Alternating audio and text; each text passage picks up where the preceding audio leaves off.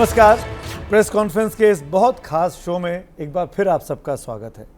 हर हफ्ते हम एक ऐसी शख्सियत को लेकर आते हैं जो सियासत से, राजनीति से जुड़ी रही है अब तक, जब से हमने प्रेस कॉन्फ्रेंस का ये सीज़न 2 शुरू किया है। पहली बार आज एक ऐसी शख्सियत इस शो पे है जिसको आप फिल्मों में देखते हैं, जो हीरो है, पर वो क्यों आज यहाँ आई है मैं पहले परिचय करा देता हूँ, फिर उस बारे में आपको बताऊँगा। आर माधवन साहब हमारे साथ, बहुत बहुत स्वागत है आपका। नमस्कार Sumit. Thank you so much. R Madhavan इसलिए हैं कि भले ये फिल्मों में बहुत बड़े एक्टर हैं, बहुत नामी एक्टर हैं, बहुत सालों से काम कर रहे हैं, लेकिन इस बार इन्होंने एक ऐसी फिल्म बनाने की ज़रूरत की है जिस टॉपिक पर कोई भी हाथ डालना नहीं चाहता था। इन्होंने एक बहुत ही खतरनाक टॉपिक चुना, फिल्म बनाई, फिल्म लगी, और ये मैं कहना चाहता हूँ माधवन आपको कि फिल्म बहुत पसंद भी की जा रही है। उसके लिए बहुत बहुत शुक्रिया आपका, बहुत बहुत बधाई आपको। लेकिन मेरा पहला बड़ा सिंपल सवाल, मैंने आपके तमाम रिव्यूज़ देखे, इंटरव्यूज़ देखे, सब एक ही सवाल आपसे पूछ रहे हैं कि नंबी साहब क्यों, नंबी साहब की फ़िल्म क्यों। लेकिन मैं आपसे जानना चाहता हूँ, आपने पूरी फिल्म बना दी, फिल्म के बारे में रिव्यूज़ भी हो गए, बहुत सारी चीज़ें कही गई। इस फिल्म में विलेन नहीं मिलता है, हीरो तो मिल गया। इस फिल्म का विलेन कौन है? 140 करोड़ लोग, यही सच है। हिंदुस्तान की आवाम। जी बिल्कुल। क्यों?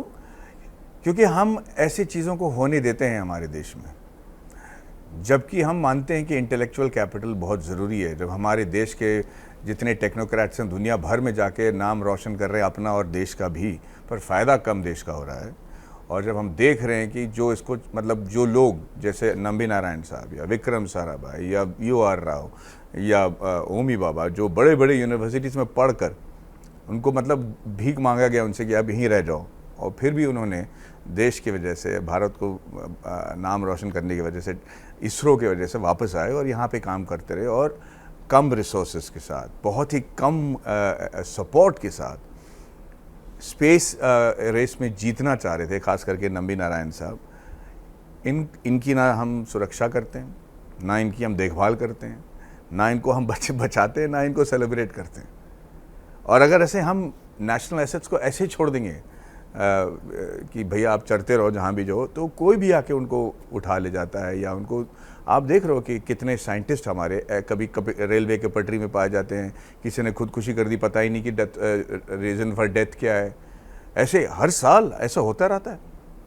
एंड सर आप मैं आपको बता दूँ कि विलन मैं क्यों कह रहा हूँ, क्योंकि हम समझ ही नहीं पा रहे हैं कि हमारी इनकी ज़रूरत क्यों है, इतनी ज़बरदस्त ज़रूरत इन लोगों की क्यों है। बहुत लोग पूछते हैं कि भाई स्पेस में इतना पैसा खर्च करने की ज़रूरत क्या है, भले ही वो मार्स में जाए या चंद्रयान में, इतने लोग भूखे मर रहे हैं, उन पे पैसा नहीं खर्च किया जा रहा है, यहाँ पे हज़ारों करोड़ आप खर्च कर रहे हो। पर उन लोगों से मैं कहना चाहता हूँ, और बाकी लोगों से ये कहना चाहता हूँ कि यार रोड सेफ्टी से लेके आर्थ्रोस्कोपिक सर्जरी तक, प्रीमेच्योर बच्चे को बचा के रखने से लेकर आपको मतलब 60 साल से लेकर 90 साल तक जो दवाइयाँ जिंदा रखती है, all that is a result of space research, of interplanetary travel, of defence research. Internet is a product of that. तो ऐसा नहीं है कि आपसे इतने दूर वाली चीज़ है, which is why I am saying कि मैं इस फिल्म से कम ये कहना चाह रहा था कि कम से कम हम एज अ कंट्री मिलकर नंबी नारायण साहब को सॉरी तो कहें कि we didn't recognise him. That is the whole, that's my biggest. ये मैं दर्शकों को बताना चाहता हूँ कि नंबी नारायण साहब पर ये बेहद गंभीर और संगीन इल्ज़ाम लगा जब वो इसरो में काम कर रहे थे कि वो जासूसी कर रहे थे पाकिस्तान के लिए एक महिला के ज़रिए, जो बाद में गलत साबित हुआ। और उस गलत साबित होने के बाद भी नंबी साहब शांत नहीं बैठे, क्योंकि आपने रिसर्च किया, आपने फिल्म बनाई, आप 5-6 साल से लगे हुए थे। मैं चाह रहा था कि नंबी नारायण साहब इस शो में होते, हमने कोशिश भी की।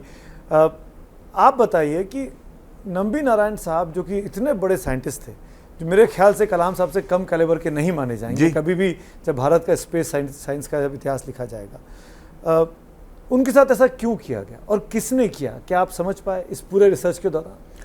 देखिए, ये बात बहुत साफ है कि क्यों किया गया। नंबी नारायण साहब इतने बड़े जीनियस थे कि उनके अंडर बहुत सारे इंपॉर्टेंट डिपार्टमेंट्स थे 1994 पे, और वो second stage, fourth stage, cryogenic, सबके वो प्रोजेक्ट डायरेक्टर थे। और इसलिए थे क्योंकि वो काबिल भी थे, जीनियस भी थे, और वो नए नए तरीका निकालते थे। सबसे बड़ी बात है जो आवाम को नहीं पता, या आजकल जो पिक्चर देखें शायद उन्हें पता रहेगा, उन्होंने एक इंजन बनाई है जिसका नाम है विकास इंजन, जो हम जब से हमारे इसरो में इंस्टॉल हुआ है तब से आज तक कभी फेल नहीं हुआ। लॉन्चेस फेल हो सकते हैं, सैटेलाइट फेल हो सकते हैं, पर नंबी नारायण साहब की इंजन फेल नहीं हुई आज तक। और इसरो का कोई भी लॉन्च नंबी नारायण साहब के विकास इंजन के बगैर आप नहीं कर सकते। तो ये एक बहुत ही इंपॉर्टेंट इंडिविजुअल पता नहीं है हिंदुस्तान को, इसीलिए 140 लोग करोड़ का इल्जाम ठहरा जी, क्योंकि हिंदुस्तान को नहीं पता है पर दुनिया भर के लोगों को पता है। और उनको पता चला कि इस आदमी को टपका दो तो इसरो गायब, तो भारत खराब। 20 साल पीछे चले गए साहब, हम 20 साल पीछे एरोस्पेस इंजीनियरिंग में चले गए। और लोगों को लगता है कि यार एरोस्पेस से हमारा क्या लेना देना। मैं आपको यकीन दिलाता हूँ सुमित साहब कि आने वाले 10 साल में आपको और मेरे को ना अंतरिक्ष के बारे में और गौर से सोचना पड़ेगा। क्योंकि ये ऐसी बात, हम जिस तरीके से अर्थ को ट्रीट कर रहे हैं, जिस तरीके से हमारे यहाँ लोग चल रहे हैं, it is a very practical and a very happening thing that in all our lifetimes we will have to think about going to space. If not you, your children most certainly. They are looking at elements that are not available on Earth, which is available on Moon. कि अब जाके moon में कैसे mine करें। हम जैसा अभी बात करें इस वक्त वो प्लान कर रहे हैं कि भाई जो मीटियोर्स पास करने वाले हैं अर्थ में 15 साल बाद, उसको कैसे वहाँ पे एंड्रॉइड्स को लैंड करके उसको कैसा माइन किया जाए। तो भारत की स्पेस प्रोग्राम से उस दौर में 90s के दौर में, अब 94 की बात है ये, कौन किसको दिक्कत थी? यूएस को, यूएसएसआर को, फ्रांस को, जर्मनी को? उस वक्त सैटेलाइट लॉन्च मार्केट शुरू होने वाला था। उसमें बाकी देशों के पास वो मोबाइल फ़ोन शुरू करने के लिए जो सैटेलाइट की ज़रूरत थी, watch dog satellites, communication satellites, weather satellites, सब कुछ थे। पर उसको अंतरिक्ष में भेजने के लिए सिर्फ 3 एजेंसीज थे उस वक्त, अमेरिका, नासा, फ्रांस और इंडिया। और इंडिया उसमें कम्पीट करने वाला था। अगर हमारे पास क्रायोजेनिक इंजन आ जाते, अगर नंबी नारायण साहब सफल हो जाते, तो हम बाकायदा इन बाकी सब कंट्री से बहुत ही चीपर रेट पे हम ये सब उनके लिए हासिल कर सकते थे। इससे होता ये कि इसरो को गवर्नमेंट पे, नंबी नारायण साहब का एक ही मकसद था कि हम पैसा गवर्नमेंट से ना लें, हमारी जो इंटेलेक्चुअल कैपिटल है उसको इस्तेमाल करेंगे। हमारे पास जो लॉन्च बेस है श्रीहरिकोटा में, उससे 30% एफिशिएंसी मिलती है compare to the rest of the world. और 30% एफिशिएंसी रॉकेटरी में बहुत बड़ी बात होती है साहब। जबकि आपका पेलोड ग्राम्स में गिना जाता है ना, ग्राम्स में, तो आप सोचिए कि आपका रॉकेट 60 टन का है, पर आपका जो पेलोड है वो 4.5 kilogram and some 4-5 grams, I don't know if I am correct, but I am say वो ग्राम्स में जाके उसको गिना जाता है। तो उस वक्त जब आपको 30% एफिशिएंसी मिलता है तो श्रीहरिकोटा खाली क्यों पड़ा है? ये बात पूछ रहे नंबी नारायण साहब कि उसमें तो दिन में 15 लॉन्च होना चाहिए। तो वो चाह रहे थे कि पैसा बाहर से आए और उसको यूज करके हम we become one of the most prominent and we win the space race. ये कहानी समझ में आती है कि अमेरिका को हिंदुस्तान के स्पेस प्रोग्राम से दिक्कत थी। अमेरिका जो चीज़ 100 रुपये की बना रहा था, हम उसको 5 रुपये में बेचने वाले थे। एम आई राइट? हासिल करने वाले थे। अमेरिका ने साजिश रची, हमारे बड़े साइंटिस्ट को अमेरिका की साजिश का वो हिस्सा बने, जैसा कि लगता है। आई डोंट नो कि क्या सच्चाई है। तो कहीं ना कहीं इंडियन सिस्टम के लोग भी तो इन्वॉल्व होंगे। क्यों इंडियन पुलिस, केरल की सरकार, हिंदुस्तान की सरकार पे सवाल नहीं उठ रहे हैं? क्यों सिर्फ अमेरिका तक बातें रुक जा रही हैं? सही सवाल है। मुझे भी नहीं पता कि इसमें कौन इन्वॉल्व है। मैं नहीं कतई कह रहा हूँ कि अमेरिका इन्वॉल्व है, मैं सिर्फ ये कह रहा हूँ कि अमेरिका को बहुत तकलीफ हो रही थी विद इंडियाज प्रोग्रेस। उन्होंने जब क्रायोजेनिक इंजन नंबी नारायण साहब रशिया यूएसएसआर से उस वक्त लेके आ रहे थे, तो एड़ी चोटी की उन्होंने पूरी कोशिश लगा दी कि ये क्रायोजेनिक इंजन इंडिया के पास न पहुँचे। लीगैलिटी के, उनके कॉन्ट्रैक्ट के लीगैलिटी के थ्रू ही नंबी नारायण साहब अपनी क्या बोलते हैं सामर्थ्य के साथ और इंटेलिजेंस के साथ वहाँ से इंजन ले आ पाए। टेक्नोलॉजी ट्रांसफर तो देने रहे थे पर इंजन लेके आए। और उनका मानना था कि नो हाउ से ज़्यादा नो वाई जानना ज़रूरी है। मेरे को नो वाई मिल जाएगा, मैं कर लूँगा। पर आज तक हम नंबी नारायण के बारे में सुने ही नहीं। इतना सब कुछ केस हो गया साहब। बिल्कुल। तो उस वक्त तो किसी को खाक पड़ता रहेगा उनके बारे में। उनको पता ही नहीं था कि नंबी नारायण कौन है, कि वो कर क्या रहे हैं और उनकी अहमियत क्या है। तो उनको टपकाना तो बहुत ईजी काम हो गया। और अगर कोई कर भी रहा है, अगर कोई पुलिस ऑफिसर उनको अरेस्ट भी कर रहा है या कोई बंदा इन्वॉल्व भी है हमारे देश से, जो कि बहुत सारे लोग थे, चाहे पॉलिटिशियन हो, चाहे पुलिस वाले हो, चाहे आईबी वाले हो, उनको पूरा पिक्चर तो पता नहीं था। उनको थोड़ी पता था कि वो अपने ही पैर पे कुल्हाड़ी मार रहे हैं। Right. I mean if anybody knew what that they were shooting themselves in the foot, उनको तो लगा था कि एक गुड लुकिंग इसरो साइंटिस्ट है, इसका अफेयर हो गया मोल्दोवन औरत के साथ। मीडिया ने मतलब उछाल दिया, और उनको फ़र्क ही नहीं पड़ा कि किसी की ज़िंदगी बर्बाद कर रहे हैं और ख़ास करके किसकी ज़िंदगी बर्बाद कर रहे हैं। और उसके बाद सब ने बहती गंगा में हाथ धोया। हम ये मतलब मैं यकीनन ये नहीं कह सकता कि सबको पता था कि ये नंबी नारायण को टारगेट किया जा रहा है, पर एक इंसान है जिन्होंने नंबी नारायण साहब का नाम इस केस से जोड़ा, ये जानते हुए कि इसमें कोई सच्चाई नहीं है। मतलब मैं आपको इसकी होपलेसनेस बता देता हूँ। नंबी नारायण साहब पे ये इल्ज़ाम था कि उन्होंने rocketry secrets of Indian cryogenic rocketry secrets Pakistan को बेच दिया। क्रायोजेनिक तो हमारे पास आज भी नहीं है ढंग का, अभी बन रहा है, मतलब थोड़ी बहुत है। उस वक्त तो दूर दूर तक हमारे पास क्रायोजेनिक प्लान था नहीं। एक सेंटेंस अगर कोई उस वक्त कह देता कि भाई कौन सा क्रायोजेनिक, कौन सी सिगरेट बेचा, मेरे को बताओ यार, वो हम बना लेते उसे जो है तो क्योंकि ISRO was an open organisation, उसमें कोई सीक्रेट्स थे ही नहीं। पर जिस दिन नंबी नारायण सर को पकड़ा गया, जिस दिन उन पर इल्ज़ाम लगाया गया, जिस दिन उनको टॉर्चर करके बर्बाद कर दिया गया उनकी फैमिली को, उस दिन से इसरो में लोग जाना बंद कर दिए। उस दिन से लोग जो रात को 12-12, 2-2 बजे तक काम करते थे, वो बेचारे 5:30 बजे पोंगा बजते घर चले गए। लाइब्रेरी में जाके डॉक्यूमेंट्स लेना बंद हो गया। पूरे इसरो को डरा दिया ना इतना कि वो 10 साल तक चुप बैठे रहे। और भारत का स्पेस प्रोग्राम 10 से 15 साल 20 साल मिनिमम पीछे चला गया जी, वरना हम कहीं और होते आज जी। हमारे पास आज खुद का क्रायोजेनिक इंजन होता, हमारे पास आज खुद मतलब है, अभी होके बस लेट आया। ये तो 1999-2000 का उनका टाइमलाइन था कि हम बनाएंगे। 94 का इंसिडेंट है, 96 आते आते उन पर से इल्ज़ाम हट गया जी। 2018 में जाके सुप्रीम कोर्ट से कहा गया कि भाई इनकी जो डिग्निटी है, नंबी साहब के साथ जो इनकी रेपुटेशन ख़राब हुई है, इनकी साख जो ख़राब हुई है, उसके लिए जो पुलिस अधिकारी हैं उन पर मुकदमा चलना चाहिए, उनसे कंपनसेशन वसूलना चाहिए। वो अलग अब एक नया मुकदमा चल रहा है, वो एक अलग कहानी चल रही है। लेकिन मैं ये कहना चाहता हूँ कि क्योंकि आपने बहुत क्लोजली नंबी साहब के साथ काम किया, नंबी साहब हमारे लिए 18 में जब उनको पद्म भूषण मिला तब वो मीडिया में दोबारा छाए। उन लोगों को याद आया कि हिंदुस्तान के पास एक ऐसा वैज्ञानिक है जिसके बारे में हमको पता होना चाहिए। लोगों ने पढ़ा, लोगों ने जाना। फिर पाकिस्तान एंगल, जैसा आपने कहा कि महिला है, मालदीवियन महिला है, स्पाई का मामला है, स्पिनॉच का मामला है। मैं ये पूछना चाह रहा हूँ आपसे, नंबी साहब के अंदर ऐसी क्या खासियत लगी, क्योंकि ये 16, 18, 20 साल तक लड़ते रहना अपने अधिकारों के लिए, ये आम इंसान के बस की बात नहीं है। जो भी तब जब आपको देशद्रोही कहा जाए, आपको जासूस कहा जाए, वो भी पाकिस्तान के हाथों बिका हुआ, ऐसा क्या दिखा कि आदमी लड़ रहा है और आज भी लड़ रहा है? ये सवाल का मैं जवाब इसलिए देना चाहता हूँ क्योंकि मैं बताना चाहता हूँ कि ये फिल्म मैंने बनाया क्यों। आजकल हमको ट्विटर पे एक इंसान कुछ गलत लिख देना तो अपना दिल दुख जाता है। नंबी नारायण साहब की हिम्मत देखिए, उन पे ये इल्ज़ाम लगाया कि वो देशद्रोही हैं, कि उनका अफेयर हुआ है, उनकी फैमिली को बर्बाद कर दिया गया। उनके खिलाफ गवर्नमेंट है, उनके खिलाफ मीडिया है, उनके खिलाफ केरला पुलिस है, उनके खिलाफ सेंट्रल गवर्नमेंट है। सोचिए इस आदमी को घर से बाहर निकलने के लिए क्या हिम्मत लगानी पड़ेगी उस वक्त 94 में। पूरे समाज के सामने उनको मतलब बदनाम किया गया, उनकी बीवी और उनको रिक्शा से बाहर ठेल दिया जाता था, मंदिर में मतलब बदनाम किया जाता था। इस इंसान को बाहर निकलने के लिए कितनी हिम्मत की ज़रूरत होती है। और ये बाहर नहीं निकले, बाहर निकल के ये अपने लिए अपना केस खुद लड़े हैं सुप्रीम कोर्ट में। इन्होंने कॉन्स्टिट्यूशन को बदल दिया इतना तक कि कॉम्पनसेशन क्या बोलते हैं उसको, कॉन्स्टिट्यूशन की तरफ से उनको ये दिया गया compensation, not even the court. पहली बार हुआ ये इतिहास में। और ये एक कॉमन मैन है सर, इनके पास ना लाखों करोड़ रुपए नहीं थे। 25 बार गए हैं केरला से वहाँ, जब तक उनका केस एडजॉर्न होते गया 3 साल तक। ये आदमी साधारण इंसानों में से नहीं है, उन्होंने गलत आदमी से पंगा ले लिया बेसिकली और ये नहीं छोड़ेंगे। पर अगर इस चीज़ को छोड़कर, मैंने ये फिल्म में नहीं दिखाई है, मैंने इस फिल्म के इन सब चीज़ों के बारे में जिक्र किया ही नहीं है। ये 8 मिनट है सब मेरे फिल्म में।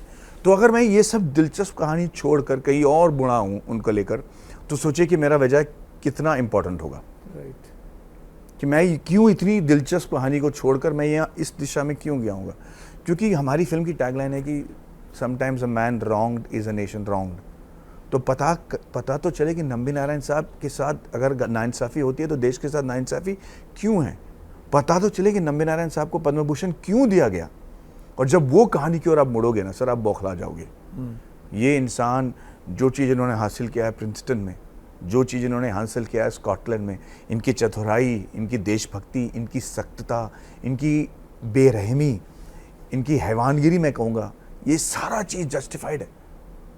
मैंने उनसे जब मिला था, मैंने कहा सर अगर आपको लगता है कि आपके लिए मैं मर्यादा पुरुषोत्तम वाली फिल्म बनाऊंगा जहाँ पे आप दूध के धुले हो और देश ने आपके साथ गद्दारी की, ये पिक्चर मैं नहीं बना सकता। मुझे बताइए कि आपकी बुराइयाँ क्या हैं, आप वाकई में उस मारूशन और के साथ सोए थे कि नहीं, मुझे बताइए। आपने कोई गलती की, आपने बताइए मुझे क्या। और कोई भी 75 साल इंसान से अगर आप ऐसे बात करो, वो कहेगा बरखुरदार इज्जत से बात करो, आपको पता है किससे बात कर रहे हो। पर नंबी नारायण साहब ऐसा नहीं थे। वो चाहते थे कि, वो कह रहे थे कि मुझे मेरे अवगुण के बारे में आपको बात करना है, चलिए बताता हूँ। और जो उन्होंने बातें मुझे बताई हैं, जो उन्होंने फिल्म देखा है वो आपको बताएंगे, वो सारा सख्ती, वो हैवानगिरी, सब कुछ मैंने रखा है फिल्म में। और इसके बावजूद हम जस्टिफाई कर पाएंगे कि ये हमारे देश के लिए इतने मुख्य अंश क्यों हैं, क्या क्या इन्होंने देश के लिए और क्या प्राइस पे किया इन्होंने ये करने के लिए, which is why I made the film on his achievements. मैं उसके बाद फोरम को खोलूँगा। लास्ट सवाल है मेरी तरफ से आपको, उसके बाद सप्लीमेंट्री चलते रहेंगे। जो रिजीम रहा 94 से लेकर और 2018 तक का, केरल में UDF LDF सरकारें आती रहीं, ऐसा लगता है इस पूरी कहानी में जैसे सब मिले हुए थे। 18 में आते आते सेंट्रल में लीडरशिप चेंज होती है, एक ऐसी सरकार बनती है जो ना UDF है ना LDF है, BJP की सरकार है। और वो इस आदमी की और नंबी साहब की ताकत को पहचानती है, उनको पद्म भूषण देती है जब वो सुप्रीम कोर्ट से अपने हक की लड़ाई जीत कर आते हैं। आपको लगता है कि रूलिंग पार्टीज़ जो हैं, पॉलिटिकल पार्टीज़ जो हैं, उनका इस पूरे खेल में इन्वॉल्वमेंट रहा होगा और उनको नंबी साहब को परेशान करने में इनको हम बेदाग नहीं कह सकते कि रूलिंग पार्टीज़ इनोसेंट रही होंगी? मैं नाम लेने की बात नहीं कर रहा हूँ, पर पॉलिटिकल सिस्टम अपने इस देश का ऐसा है कि यहाँ तो पुलिस जो चलती है वो कहाँ से चलती है हम सब जानते हैं। मैं बहुत सोचा हूँ इसके बारे में सुमित साहब, और काश मैं कह सकता हूँ कि मैं किसी एक, मतलब ये मेरे लिए बहुत आसान हो जाएगा, मेरे लिए नहीं, नंबी नारायण साहब के लिए भी आसान हो जाएगा कि हाँ, जैसे आपने कहा कि हमको पता तो चले कि विलन कौन है। अगर हम सख्ती से कह सकते कि हाँ भाई इस इंसान ने इस वजह से ये किया होगा जो हमारे देश से जुड़ा है, तो सर हमारे लिए बहुत आसान है, उसको हम ठीक कर सकते हैं। पर जब मैंने शुरुआत में कहा कि 140 करोड़ लोगों को नंबी नारायण के बारे में पता ही नहीं था। अगर पता होता तो शायद ये लोग नहीं करते, शायद ये पुलिस वाले का रवैया अलग होता, शायद ये जो अपने पॉलिटिशियन हैं या जो भी हैं IB वाले, शायद उनका रवैया अलग होता। पर एक आदमी ज़रूर है जो सब कुछ जानते हुए नंबी नारायण का नाम इस केस से जोड़ा हुआ है, ये जानते हुए कि इस आदमी को टपका दो तो ये सारी डिपार्टमेंट इसरो में बंद हो जाएंगे। और हुआ वही।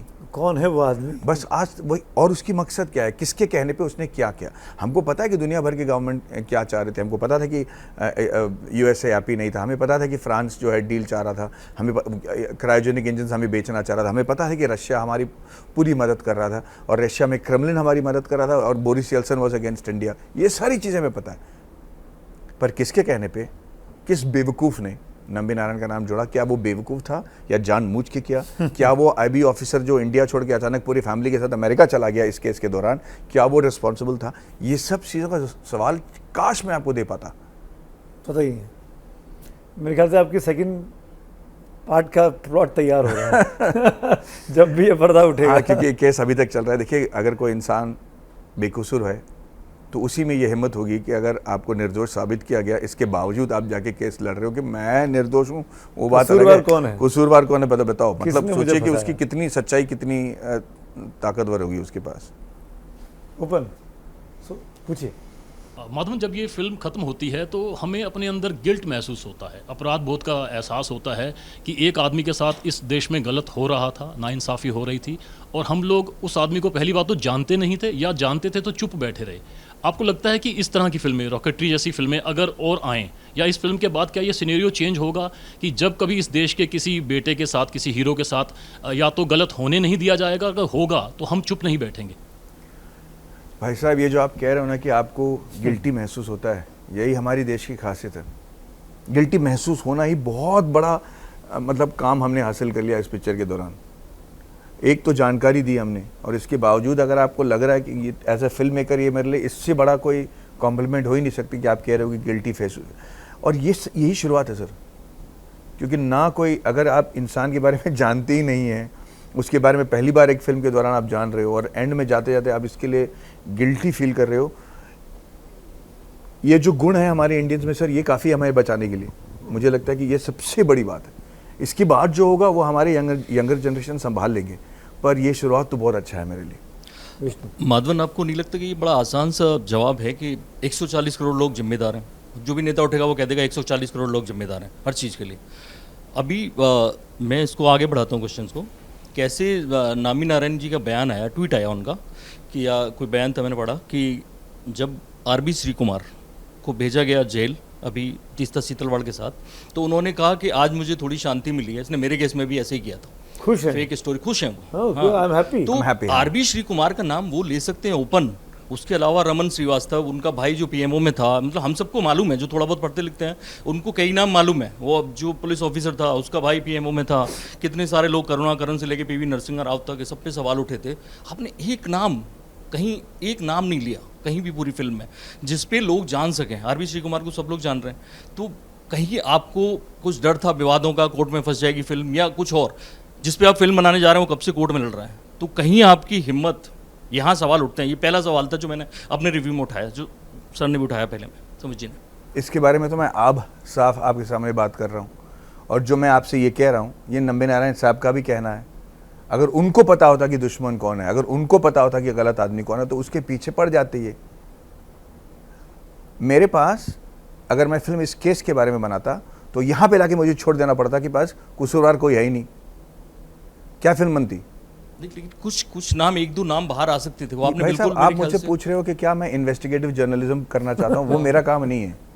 मेरा काम था, अगर मान लीजिए जो ये कह रहे हैं, ये भाई साहब कह रहे थे कि लोग गिल्टी नहीं फील करते, नहीं उसमें आप बिल्कुल कामयाब हैं। मैंने खुद लिखा मस्ट वॉच, ये जरूरत है, ये जरूरत है। ये बाजीराव जब आई थी, बाजीराव मस्तानी, तब मैंने बंसाली जी से पहले लिखा उनके लिए कि आपने बहुत बड़ा काम किया है, क्योंकि मैं हिस्ट्री में बहुत कुछ किताबें लिखता हूँ, किताबें लिखी हैं, तो मैंने यही कहा कि आपने बहुत बड़ा काम किया है। मैं बाजीराव को जानता था और मैं चाहता था कि हर कोई जाने उसको, लेकिन आपने उसे एक आशिक बना दिया। आपने नहीं बताया कि वो जो उसने युद्ध लड़े थे, एक भी युद्ध हारा नहीं 40 युद्धों में से। आपने बताया नहीं कि उसकी जो ब्लिट्जक्रीग टेक्निक थी बाद में हिटलर ने अपनाई, और बाद में वो जो जनरल मॉन्टगोमरी थे उन्होंने दुनिया के जो वर्ल्ड वॉर हुए थे, वर्ल्ड वॉर के जो मित्र देश के राष्ट्रपति थे, मतलब एक तरह से सेनाओं के सेनापति, उन्होंने अपनी किताब में लिखा कि जो ब्लिट्जक्रीग टेक्निक थी और जो बाजीराव था वो बहुत शानदार मतलब युद्ध कला का पारखी था। वो आपने बताया ही नहीं, लेकिन फिर भी एक प्लस है, आपने वाकई बहुत बड़ा काम किया है। सेम नंबी नारायण को, देश को बताया, हमारी आंखों में आंसू आए, मैं सही बता रहा हूँ।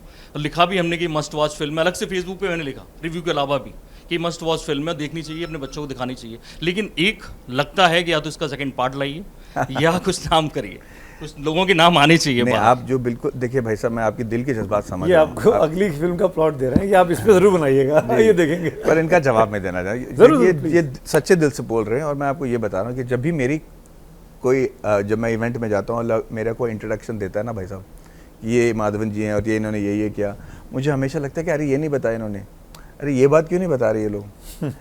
आपको पता है, क्योंकि हमें पता है कि हमारे संबंध में क्या क्या चीज़ें नहीं बताई जा रही है। आप जिस नज़रिए से कोई भी पिक्चर को आप देखोगे, आप हमें खाली इतना समझ लें कि हमारे पास 2-2.5 घंटे हैं पिक्चर बनाने के लिए, और हमें एक नज़रिया अपनाना पड़ता है। हमें एक चीज़, क्योंकि नंबे नारायण साहब का कहना एक बहुत कमाल की चीज़ कही उसने कहा चाहे कोई भी बात हो, उससे आपका संबंध हो ना हो, लेना देना ही नहीं हो, पर अगर कोई बात का ना, अगर आप एब्सोल्यूट सच्चाई, एब्सोल्यूट ट्रूथ किसी को बता दोगे ना, उसके आंख में आंसू आ जाएंगे। It has to be that pure और ट्रूथ, वो हिल जाएगा अंदर से। तो मेरे लिए ना, अगर मेरे पास 4 घंटे होते पिक्चर बनाने के लिए, भाई साहब यकीन मानिए, मैं तो इन सब चीज़ में, नाम क्या, मैं तो उनकी कुंडली निकाल के दिखा देता, डरने की क्या बात है। 2.5 घंटे थे मेरे पास। जज्बात, या तो जैसे आप कह रहे हैं कि लोगों को गिल्टी फील कराएं कि सोचें कि भाई हम क्या कर रहे हैं, या फिर हम इन्वेस्टिगेटिव खुलासा करें कि भाई ये हुज डन इट वाली केस बन जाए। मैंने ये चुना क्योंकि मुझे लगा कि अगर हमें पता ही नहीं इस इंसान के बारे में, तो मैं कैसा लोगों को गिल्टी फील कराऊंगा। दैट इज़ वाई मेरे पास चॉइस लिमिटेड थे, वरना मैं ज़रूर करता ये। नेक्स्ट पंडित जी, मैं एकेडमिक्स में हूँ दिल्ली यूनिवर्सिटी में। हमारे स्टूडेंट रॉकेटरी को पसंद भी कर रहे हैं। Thank you. और बीइंग अ 90s किड, आपसे प्यार करने का तो सी हॉक से लेकर अब तक रॉकेटरी उसमें इजाफा ही कर रही है, Thank 100 you, कारण भाई हो सकते हैं। बट तारीफाना मामला नहीं है। मैं सिर्फ ये जानना चाहता हूँ कि आप लंबे समय से फिल्म में हैं और थिएटर मेरा एरिया भी है, तो पढ़ाते हैं हम लोग। एक एक्टर के लिए बॉडी उसका काफ़ी बड़ा टूल है और आपने तो अपने जबड़ों के साथ भी काम किया इसमें और काफ़ी इस रोल को निभाने के लिए ओरिजिनल एक्सपेरिमेंट कर दिया आपने, प्लस अपना सब कुछ जैसे ही मुझे सूचना है झोंक दिया इसमें, इस फिल्म में। और रिव्यू जो IMDb रेटिंग है, मैं कल पढ़ रहा था, काफ़ी शानदार है, 9+ अभी मिला है आपको। आपके 9.3 9.3 तो ये एक नहीं, ये बड़ी अचीवमेंट है। लेकिन मैं कह रहा हूँ कि आप लंबे समय से सिनेमा में काम कर रहे हैं, लंबे समय से, और शायद मेरे ख्याल से जो आपने दांतों के साथ अपना एक्सपेरिमेंट किया वो 17 या 18 से शुरू किया कि मुझे वैसा लुक चाहिए, और पूरा 5-6 साल होगा। लेकिन आपको लगता है कि यही वो मुफीद समय है कि अमुक सरकार रहेगी तभी ये फिल्म मैं बनाऊंगा, या फिर ऐसा नंबी नारायण साहब से आपकी मुलाकात ही लेट हुई पद्म भूषण के समय ही? नंबी नारायण साहब से मेरी मुलाकात 2016 में हुई। उस वक्त ना मुझे पता था कि कौन सा सरकार रहेगा, मुझे उस वक्त ना पता था कि कोविड आएगा, मेरा फिल्म 2-6 साल रुक जाएगा, मेरा पूरा जो इन्वेस्टमेंट है वो अटक जाएगा, ये सब मुझे नहीं पता था उस वक्त। सच बताइए तो मेरा जो सही वजह है ये फिल्म बनाने की, वो तो मैं सिर्फ कहूँगा कि जुनून, क्योंकि मेरे मार्केट के हिसाब से ये फिल्म इस फिल्म की बजट बहुत ज़्यादा है, तो कोई बेवकूफ़ नहीं होगा जो अपनी फिल्म खुद प्रोड्यूस करेगा और इससे ज़्यादा पैसा खर्च करेगा। कि मेरे लिए इसको कमर्शियल बनाना बहुत आसान था।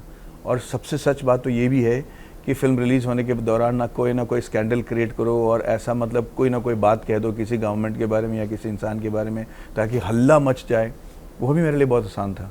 पर भाई ये मकसद थी ही नहीं।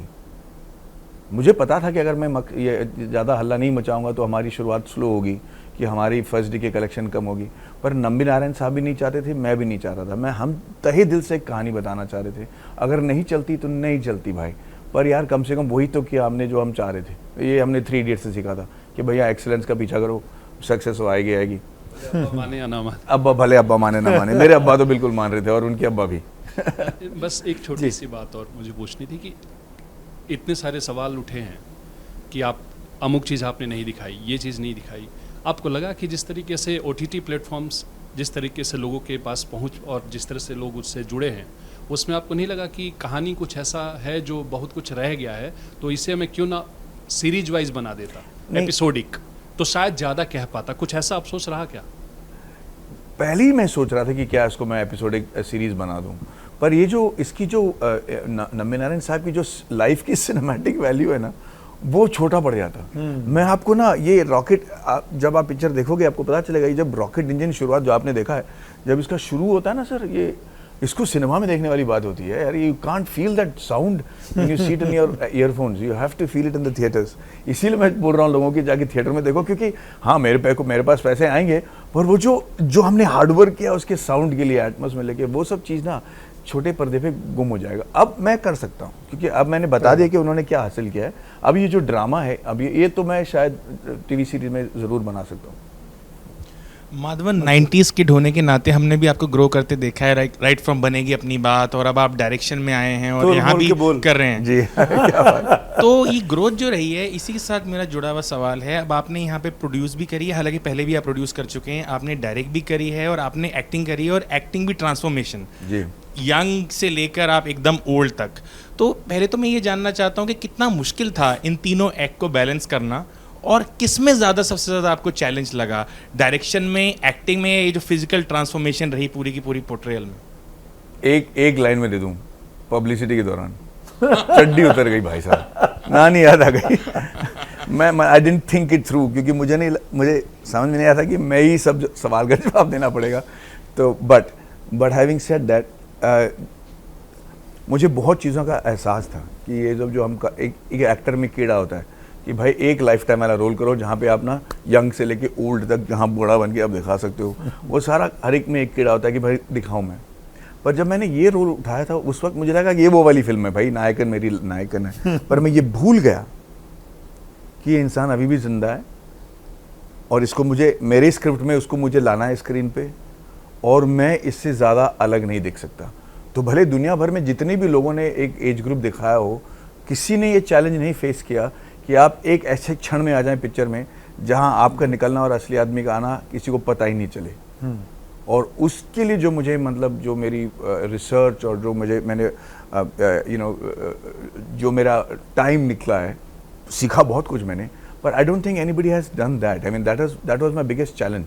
Very easy for somebody to do a fictional film कि आप इस कहानी में जवान होकर बूढ़े तक बोल रहे हो, लेकिन आपका कोई रेफरेंस नहीं है।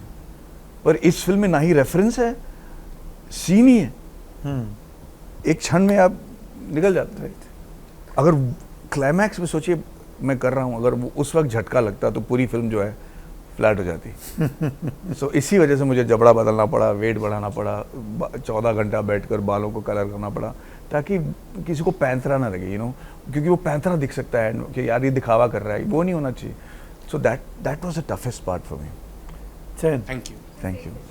अच्छा, अगर हम लोग चैलेंज की बात कर रहे हैं तो आपने ऑब्वियसली इस रोल के लिए बहुत मेहनत करी होगी। आपके जो फैंस हैं वो आपको एक डांसिंग स्टार की तरह भी देखना चाहते हैं, and I know as a fact कि आप कोई भी ऐसी मूवीज नहीं लेते हैं जिसमें आपको डांस करना हो, राइट? बिल्कुल। बट तो अगर आपको उस टाइप का कुछ ऐसा चैलेंज मिले जिसमें आपको डांसिंग स्टार का रोल करना है, सो वुड यू? नो, मतलब मेरे जो फिल्म में मुझे डांस करना होता है ना, उसका बजट बढ़ जाता है, क्योंकि कोरियोग्राफर 3 गुना पैसा लेता है ये मैडी को नचाने के लिए। और प्रॉब्लम क्या है ना कि ये मेरे में वो क्षमता नहीं है कि मैं लोगों को नाच के उनका मन मोहित करूं, क्योंकि जो आजकल आप देख रहे हो टीवी स्क्रीन में डांस इंडिया डांस या धमाके, वो जो बच्चे नाच रहे हैं सिंगल शॉट में, हम तो उसके आसपास नहीं जा सकते सुमित साहब। मतलब दूर, मतलब बड़े बड़े डांसर जो हैं, शाहिद कपूर, ऋतिक रोशन घबराते हैं ऐसे लोगों से, तो मैं क्यों जाऊं वहाँ पे यार। चैलेंज, जैसे आपने बोला कि मुझे चैलेंजिंग रोल्स बहुत पसंद है, तो ये भी तो एक तरीके का चैलेंज हो सकता है कि आर माधवन डांस करेंगे। देखिए भाई, जो भी आप चैलेंज लोगे ना, you have to have something to do with it. अगर मैं आपको चैलेंज करूंगा कि चलो आप ना बेस जंपिंग कर लो, तो आपको कुछ लेना देना नहीं है उससे। या फिर मैं आपको बोलूँगा चलिए हम स्पेलिंग बी में चलिए अमेरिका में, उस मतलब मेरा और डांस का उतना दूर का संबंध है। तो वही चैलेंज लेंगे जो चैलेंज कर समझ तो पाए कि चैलेंज क्या है। माधवन साहब, रिव्यूज़ की बात करते हैं। फिल्म के बड़े अच्छे रिव्यूज़ भी आए और कुछ ऐसे रिव्यूज़ भी आए, कई लोगों का कहना है कि इसमें इतना साइंस डाल दिया कि बिल्कुल खोपड़ा खराब हो गया। चोपड़ा खराब हो गया, सही बात। तो और कई लोगों का ये भी कहना है कि इसमें बहुत हिंदुइज्म पोस्टर बॉय दिखाया गया। आपने एक ट्वीट किया, ट्वीट डिलीट कर दिया, ये ज़्यादा इम्पैक्ट डालता है कि मतलब ऐसा? बहुत सही कहा आपने, मैंने इसलिए डिलीट किया क्योंकि मैं ना मुद्दा बदलना नहीं चाह रहा था। मैं जैसे कह रहा हूँ ना कि हमारी मकसद ये थे ही नहीं। कुछ लोगों को अगर इस बात की तकलीफ है कि नबी नारायण साहब हिंदू हैं, तो मैं उसका क्या जवाब दे सकता हूँ भाई? मतलब मैं ऐसा क्या कर दूं कि आपकी मन तसल्ली हो जाए? और वो भी हमारी देश के नागरिक हैं। अगर मुझे किसी से लड़ना ही है तो मैं दुश्मन से लड़ना चाहता हूँ, अपने लोगों से नहीं।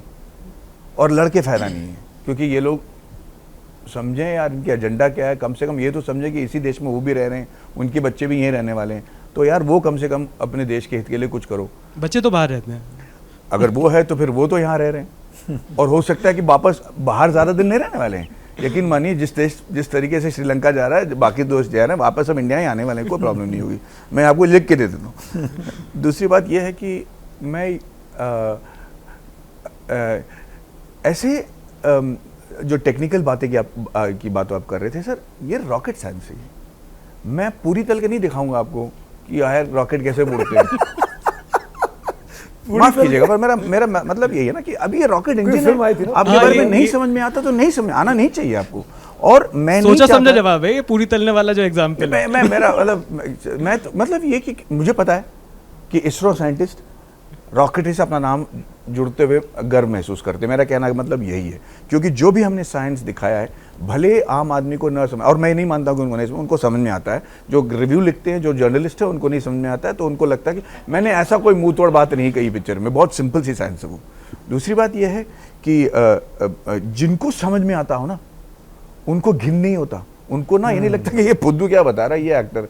वो मेरे लिए सबसे अवमानक, मतलब क्या बोलते हैं कि इंसल्ट वाली बात है कि मैडी ने क्या साइंस दिखा दिया, ये फिल्मों वाली दिखा दी उसने। मैं यार खुद भी ये इंजीनियरिंग का फ़ैन हूँ, तो I had to make sure कि भाई स्पेसिफिक इम्पल्स कह रहा हूँ या उसको मेम्ब्रेन कह रहा हूँ, तो इंजन का इंस्टेबिलिटी कह रहा हूँ या क्रॉकोस थ्योरम कह रहा हूँ, तो मुझे तो पता है भाई, तू मेरे से बात कर, मैं बताऊँगा वो क्या है।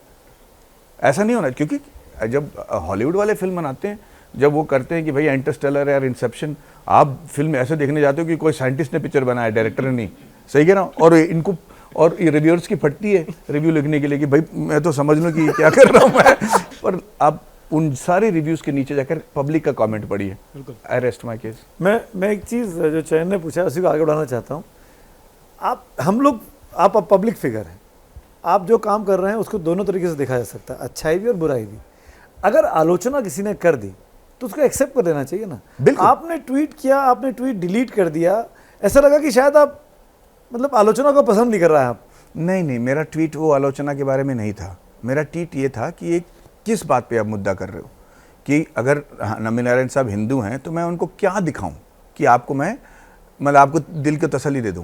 फिर मुझे लगा कि ये बहस की बात होगी। पिक्चर में जो नम्बी नारायण साहब की खासियत है वो चीज़ को मतलब ये कोई और डायरेक्शन में चला जाएगा, जो कि बहुत आसान है आज के दिन करने के लिए। कुछ लोगों ने बड़ा क्रिटिसाइज भी किया है इसी चीज़ को लेकर, जो बात चैन ने उठाई कि बहुत ज़्यादा साइंस है, समझ में नहीं आ रहा। आपने आंसर कर दिया, लेकिन मेरा कहना ये है कि जब इस तरह की क्रिटिसिज्म आप सुनते हैं तो आपको क्या लगता है कि करेक्ट करेंगे आगे से, या अरे बेवकूफ़ आदमी है, जैसे आपने कहा कि रिव्यूअर इनको तो पता नहीं, क्रिटिक्स मेरे दर्शक तो मुझे मेरे साथ हैं। सुमित जी आप बताइए कि मुझे क्या एहसास नहीं था कि मैं बहुत साइंस यूज़ कर रहा हूँ पिक्चर बनाते वक्त। मुझे पता था ना कि मैं क्या कर रहा हूँ। मैंने वो शब्द कोश तो नहीं, मैंने संबंध वाली बात लिखी है। मुझे पूरा यकीन है कि लोगों को समझ में आएगा और आया भी। ऐसा नहीं है कि this was a deal breaker कि यार इतना साइंस में पिक्चर नहीं देखना चाहता। और ये लोग, मैं जो बोल रहा हूँ, ये तो इंसेप्शन देखते हैं ना, इंटरस्टेलर देखते हैं ना, 80 करोड़ 90 करोड़ तो कमाती है वो पिक्चर हमारे देश में। तो ये हमारे आवाम को समझ में आता है। रिव्यूअर्स को अपने आप को एक पेडेस्टल में डाल के ये कहने की आदत हो जाती है कि भाई इनको नहीं समझ में आएगा। दैट इज, मैं उस चीज़ से सहमत नहीं हूँ। ठीक, अमित एक्चुअली मैं एक बात बताऊं, विक्रम वेदा करके एक फिल्म भी बनाई थी मैंने। उस वक्त भी प्रोड्यूसर सब डरे हुए थे कि यार ये बहुत हाई फंडा, लोगों को नहीं समझ आएगी, हम सब टाइटल डाल के बता देते कि ये हुआ क्या। ये सच है कि यार समझ में नहीं आएगा कि पुलिस वाले विलेन है क्या, यार गड़बड़ हो जाएगा, वो डरे हुए थे। पर पब्लिक ने अलग प्रूव कर दिया एकदम। So I think we underestimate our public. Is it a part of strategy कि फिल्म के लॉन्च के पहले, रिलीज़ के पहले ज़्यादा चर्चा नहीं होनी चाहिए, फिल्म चुपचाप रिलीज़ हो जाए, फिल्म चल गई, सामने आ गई कहानी, फिर मेडी अवेलेबल हो गए, मेडी जा जगह प्रेस कॉन्फ्रेंस कर रहे हैं, टीवी इंटरव्यूज़ दे रहे हैं। वॉज इट अ स्ट्रैटेजी, और ये आप रफू कर रहे हैं कि अब पहले आप नहीं कर पाए प्रमोशन तो अब कर लेते हैं? नहीं साहब, जिन लोगों ने पिक्चर देखी है उनसे अब जो सवाल आ रहे हैं, अब उनके वो सवाल देखिए, और जिन लोगों ने देखी नहीं है, जो जेनरिक सवाल पूछ रहे हैं, उसका जवाब मैं दे के थक गया। सो वो तो मतलब जो सवाल अभी मुद्दे वाली बात आ रही ना, तो इस पे अगर मैं इंटरव्यू नहीं दूंगा तो फिर कब दूंगा? तो that is the only reason. वरना जो नॉर्मल पब्लिसिटी है वो आज कोई भी नहीं बता सकता कि उस पब्लिसिटी की वजह से आपको 2 करोड़ की ओपनिंग मिलेगी या 20 करोड़ की। ये कोई नहीं बता। ये रॉकेट साइंस से भी खतरनाक साइंस है। जब ये फिल्म देखी, गिल्ट भी महसूस हुआ, गुस्सा भी आया, शर्म भी आई, आंसू भी आए, और जैसा वो इंग्लिश वाला जिक्र हुआ, तो पहली बार मैंने ऐसा देखा कि बड़ी टेक्निकल चीज़ें इस्तेमाल हो रही थी, लेकिन लोग उसको एंजॉय कर रहे थे। जो आपका ह्यूमर था, इंग्लिश वाला ह्यूमर, मतलब मैं हॉलीवुड फिल्में मेरी समझ में नहीं आती हैं, इंग्लिश आई कांट अंडरस्टैंड, वो मतलब उनका ह्यूमर अलग होता है, लेकिन यहाँ उस चीज़ को भी आपने बहुत एंटरटेनिंग तरीके से बताया। लगा कि इस फिल्म को सारे अवार्ड्स भी मिलने चाहिए, नेशनल इंटरनेशनल सब। मैंने रिव्यू किया तो मैंने कहा यार जो फिल्म ना देख पाए उसको टिकट भी दे दो, ये ऐसी फिल्म है कि लोगों तक पहुँचना चाहिए। बट एक सवाल ये है कि नम्बी नारायण साहब की ज़िंदगी पर क्या इस फिल्म से कोई फ़र्क पड़ेगा, पड़ना चाहिए? आपसे उनकी बात हुई हो इस फिल्म के बाद, पिछले कुछ दिन इस फिल्म के आने के बाद, क्या उनकी ज़िंदगी पहले से कुछ बदली है? इस फिल्म के पहले तक तो कोई जानता भी नहीं था भाई साहब। जो आप सवाल मुझसे पूछ रहे थे ना इसके पहले कि ये सब ऐड करते थे, आपने शायद रिसर्च किया होगा, पर ये करुणाकरण कौन है और ये आर.बी. श्री कुमार कौन है और नम्बी नारायण कौन है, किसी को पता ही नहीं था पिक्चर रिलीज होने से पहले। दूसरी बात यह है कि आज मैं उनके साथ ही दिल्ली आया हूँ। सिक्योरिटी गार्ड जो उनको कर रहा था ना, वो उनसे कह रहा था नम्बी नारायण साहब हमें माफ़ कर दो। ये सॉरी नम्बी नारायण वाली जो बात हो रही है, जो भी लोग उनके साथ फोटोग्राफ खींचे हैं, ये तो हो रहा है, ये मेरे आंखों के सामने हो रहा है, उनके सामने हो रहा है। और मुझे नहीं पता कि उनकी लाइफ में बहुत बड़ी कोई तब्दीलियाँ आई हैं या उनको कोई ज़्यादा फ़र्क पड़ा है, पर मैं जानता हूँ कि पिक्चर रिलीज़ होने के बाद से उनके चेहरे पे मुस्कुराहट ज़्यादा है, उनको वो शांत ज़्यादा दिख रहे हैं, और वो चाहे वो प्लेन हो या जिस स्वभाव को मैंने देखा था जब मैं उनको पहले जिस दिन मैं उनसे मिलने गया था पहली बार, वो बहुत भावुक हो रहे थे। वो मुझे कहा कि उन्होंने कहा कि माधवन जी मैं आपकी पिक्चर देखता हूँ, मैं बड़ा फ़ैन हूँ वगैरह, तमिल में अच्छा एक्टिंग कर लेते हैं आप वगैरह। फिर जब उन्होंने केस के बारे में बात करना शुरू किया, और वो भी सिर्फ केस के बारे में बात कर रहे हैं, वो तो बाद में मुझे पता चला कि वो कौन है। उस वक्त वो कह रहे थे कि यार ये है, देखो यार इतनी वाहियात केस है ये। और मैंने उनसे कहा कि नबी सर वो सब तो ठीक है, आप इतनी इमोशनल क्यों हो रहे हो, क्योंकि 15 साल पहले कोर्ट ने आपको कह दिया कि आप बेकसूर हैं। कहता है आपको पता है, मुझे पता है, कोर्ट को पता है, पर आज मेरा नाम गूगल में डाल के देखो कि निकलता क्या है। और 2016 में भी जब आप डालो तो Nambi Narayan of the ISRO spy case fame आता है। उनके घर से लोग रिश्ता नहीं जोड़ना चाहते आज के दिन। वो सब बदल गया भाई साहब, वो आपका सवाल है। तो ये आपका बड़ा अचीवमेंट है। लिए तो thanks for thank you sir, God's great. अच्छा माधवन, अभी मैंने एक आर्टिकल पढ़ा कि कैसे आपकी फिल्म को फेल करने की कोशिश की गई, प्रेस कॉन्फ्रेंस में लोग नहीं पहुंचे या आपके मिलने लोग नहीं पहुंचे, क्या वाकई कुछ ऐसा हुआ? एक हद तक तो सही है ये। मैं देख रहा था कि प्रेस कॉन्फ्रेंस में बहुत कम लोग थे और वजह दी गई कई बार। मुझे उसकी क्या वजह है वो नहीं पता, पर मुझे लगता है ज़रूर है कि हम बेहतर कर सकते थे। अच्छा, एक जैसे अभी कंट्रोवर्सीज़ की जैसे बात करें ना, फिल्म रिलीज़ होती है तो कुछ कंट्रोवर्सीज़ होती हैं। दो चीज़ें ज़रूर थीं जो चर्चा में आई। अभी जैसे एक सवाल उन्होंने भी पूछा कि सरकार किसी की आती है, तो आपका एक पंचांग वाला जो था बयान, उसको लेकर कि वो फिल्म के दौरान ही मतलब आया उसी वक्त, तो उससे फिल्म के क्या ये जानबूझकर हुआ? और दूसरा एक देशद्रोही वाला जो डायलॉग है कि कहीं माधवन ये बताने की कोशिश कर रहे हैं कि देशद्रोही के ठप्पे आज नहीं लगाए जाते तब भी लगाए जाते थे, क्या ये संयोग है या जानबूझकर किए गए प्रयोग हैं, पंचांग और देशद्रोही? देशद्रोही का मैं सवाल नहीं समझा। देशद्रोही वाला जो बयान था कि कैसे वो डायलॉग था आपकी फिल्म में कि देशद्रोही साबित कर दिया जाता है किसी व्यक्ति को कि उस पर आरोप लगा दो, देशद्रोही कह दो। हाँ, अगर किसी कुत्ते को मारना हो तो वो वाला ऐलान कर दो कि कुत्ता पागल है। ठीक उसी तरह अगर किसी इंसान को बर्बाद करना हो तो ये फैला दो कि वो देशद्रोही है। ये बात तो दोनों ये पंचांग और देशद्रोही वाला क्या जानबूझ के प्लान फिल्म में रखा चर्चा में आया? नहीं, ये तो मेरे डायलॉग थे। मतलब ये मैं मानता हूँ कि ये बहुत आसान है। मैं कई बार बिहार में पैदा पला हूँ, और कभी अगर मान लीजिए कि दो गाड़ियों के बीच में एक्सीडेंट हो जाए, भले किसी की भी गलती हो, जो आदमी पहला निकल कर करता है तो वो सब तो ठीक है, तुमने माँ की गाली क्यों दी, वो इमीडिएटली गुनहगार हो जाता है। ये मैंने देखा। हाँ, लोग ये कह रहे थे कि मतलब आप राष्ट्रवादी टोन की तरफ ले जाना चाहते थे फिल्म को, इसलिए आपका पंचांग वाला बयान भी था। एक पंचांग वाला बयान मैं आपको बता देता हूँ कि हुआ क्या। अगर मैं आपको बोलूँ कि नेविगेशनल एल्मेनैक प्रेस कॉन्फ्रेंस के दौरान, तो उसका मैं क्या अनुवाद बताऊँ? आप नेविगेशनल एल्मेनैक जाके गूगल में डालिए, ट्रांसलेट डालिए और देखिए कि निकलता क्या है। मैं क्या कहूँ? मतलब गूगल में भी ट्रांसलेशन उसका अगर पंचांगी है तो मैं पंचांगी बोलूँगा ना भाई। अब हाँ, मैं मतलब और क्या बोलूँ भाई। अच्छा, एक छोटा सा सवाल और कि जब आपकी फिल्म आई उसी दौरान दो फिल्में और रिलीज हुई, दोनों में वैसे ही साइंटिस्ट का रोल, एक में तो ऐसा लग रहा था जैसे नंबी नारायण जैसे ही रोल है। साउथ की कोई फिल्म शायद जनगण मन या कोई फिल्म में है, मैंने वो पढ़ा था। दूसरा एक ओम आई, राष्ट्र कवच ओम, उसमें भी सेम साइंटिस्ट है, एंड में वो विलेन निकलता है, वो अलग बात है, लेकिन शुरुआत में वो ऐसे ही दिखाया गया जैसे नंबी नारायण जैसा रोल है उनका। तो इन सब चीज़ों से फ़र्क आपको जानकारी मिल रही थी कि ऐसा साइंटिस्ट के रोल आ रहे हैं फिल्मों में? नहीं भाई साहब, उसको लेके काश मैं तो इतना डूबा हुआ था अपनी पिक्चर में कि तीन मैं तो मतलब इतना पंगा मोल लिया था कि एक पिक्चर नहीं 3 लैंग्वेज में रिलीज कर रहा हूँ। इनफैक्ट OTT पे तो सीरीज आई थी बाबा जी वाली। हाँ, रॉकेट बॉयज। हाँ, रॉकेट बॉयज, पर ये बहुत अलग पिक्चर है। हाँ जी। माधवन, मेरा एक बहुत सिंपल सा सवाल है आपसे सभी लोगों ने पूछा कि इस फिल्म के बारे में और लोगों को गिल्ट हुआ इस बारे में, देश को क्या सोचना चाहिए। मेरा एक बहुत सिंपल सा सवाल है कि जब आपने ये मूवी ऑप्ट करी, चूज़ करी, आपके दिमाग में उस समय क्या आइडियाज़ थे? बिकॉज कोई एक्टर अगर कोई मूवी चूज़ करता है तो he has a lot of ideas, वो बहुत जगह सोचता है कि अगर मैं मूवी करूँगा कंट्रोवर्सीज ना हो जाए या गलत ना हो जाए। तो आपके पास ये आइडिया कहाँ से आया कि आपको ये मूवी करनी चाहिए? बहुत अच्छा सवाल है। मैं जब मेरे दोस्त ने इस नंबी नारायण साहब के बारे में जिक्र किया था तो मैं कह रहा था कि अब मैं जाऊंगा ट्रिवेंड्रम में और मिलता हूं इस इंसान से, क्योंकि मुझे लगा कि एक चीप वाला जो है quick poor man's James Bond वाली फिल्म बना देता हूं, क्योंकि वो दिखने में इतने अच्छे थे कि it was very difficult to believe कि उनका अफेयर हुआ नहीं होगा, इतने अच्छे देखने में थे वो नंबी नारायण साहब। और उस दौरान मैंने थोड़ा रिसर्च शुरू किया, तो एक इंटरव्यू मैंने देखा मलयालम में, और इस इंटरव्यू में नंबी नारायण साहब बैठे हुए थे। उस इंटरव्यू का एक हिस्सा हमने क्लाइमैक्स में यूज़ किया है, जहाँ पे उनके आँख में आंसू आते हैं और वो रोए और कह रहे थे कि यार ये मैं 25 बार दिल्ली जा चुका हूँ, हर वक्त ये अर्जन हो जाता है, मैं जाता हूँ सामने बैठता हूँ, जज मुझे देखते हैं, अर्जन हो जाता है, and this case is going to go on and on and on and Nambi Narayan will die. That was his words कि Nambi Narayan will die, but I promise you कि even after I die this case will go on till justice is served, because I believe that will happen in my country, because how many people like me I'll fight for all of them, he's saying. तो ये कहते कहते उनके आंख में आंसू आई, मुझे वो चीज इतना छू गया।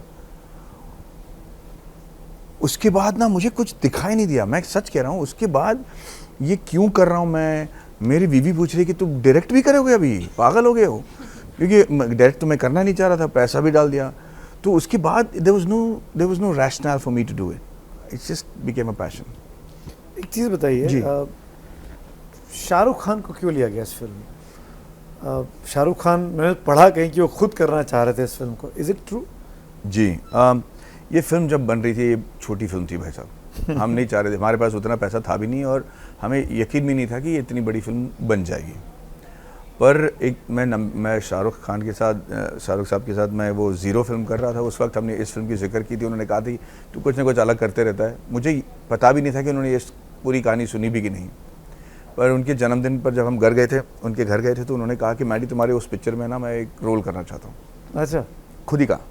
और मुझे लगा कि मुझे तो इस बात का मतलब मैं बहुत खुश हो गया था कि यार इनको मेरा स्क्रिप्ट याद है अभी तक, कम से कम इतना तो याद है कि रॉकेट साइंटिस्ट के बारे में। तो मैंने कहा बहुत अच्छी बात है सर, थैंक यू। इसे नहीं मैं सच कह रहा हूँ यार, ये मजाक समझ रखा है, उसको बोलो मैं करना चाहता हूँ। मैंने कहा ठीक है सर। तो उनको लगा कि मैं समझ रहा हूँ कि ये मजाक है, तो कुछ बोलने वाले थे, तब तक बाकी दोस्त आ गए, फिर हम घर चले गए। सरिता जो मेरी बीवी है, she is a big fan of Shahrukh Khan. उन्होंने कहा कि यार कम से कम मैसेज तो कर दो कि you know we remember, we are glad that you remembered the script. हमने मैसेज किया तो उनकी तरफ से फ़ोन ही आ गया, उनके असिस्टेंट की तरफ से, कि वो पूछ रहे कि डेट कब है। मैंने कहा देखो भाई, बैकग्राउंड में पासिंग वाली जो वो रोल करना, मैं शाहरुख खान को मेरे फिल्म में बैकग्राउंड में पासिंग थोड़ी कराऊंगा, that's what he wanted to do, कि मेरे को बैकग्राउंड में कुछ पासिंग करा दूँ।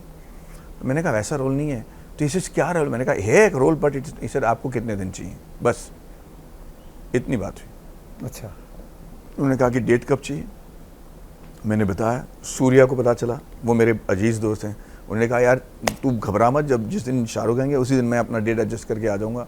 दे took their own flights, they came with their entire crew, कोई पैसे नहीं लिए मेरे से, मतलब एक दमड़ी नहीं लिया उन्होंने। इंग्लिश में और हिंदी में दोनों भाषाओं में ख़त्म करके ये फिल्म, मुझे लगा कि जितना प्यार मेरे से करते हैं इसी वजह से इन्होंने किया होगा। पर जब ये नंबी नारायण साहब से मिले, मैं समझ गया कि इसकी असली कारण और वजह क्या है।